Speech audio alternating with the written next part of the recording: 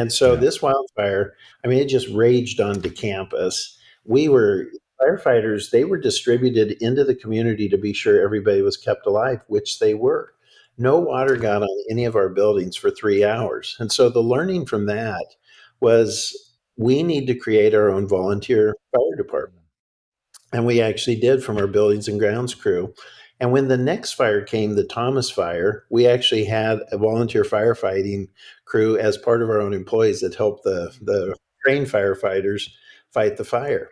Meanwhile, it took us about 2 years to recover from the T fire, learned a ton about that, including an ombudsman program. And the ombudsman program was you don't know how people are going to react to the loss. In this case, the Hmm. loss of all their physical possessions. Some cases, you would have students or faculty who said, I'm actually doing pretty well. I don't, I need a little assistance, but not a lot. Others would say, I don't know whether to go buy a new toothbrush or buy a new car. I've lost Hmm. everything.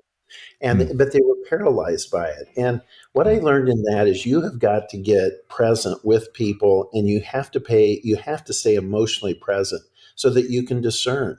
And I think that that is just such a general principle of effective leadership. You have to Hmm. stay emotionally present to the organization, to the people in the organization, to the mission of the organization, so that you can make adjustments that actually allow you to prevail.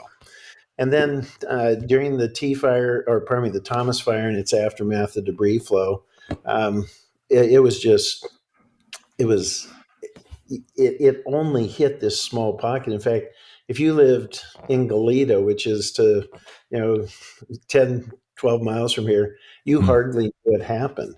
But to Hmm. us, I mean, it literally, we had to evacuate campus. It Wow. wiped out all the infrastructure that feeds campus, killed 23 people, seven of whom I knew very well or arranged, but I went to seven memorial services.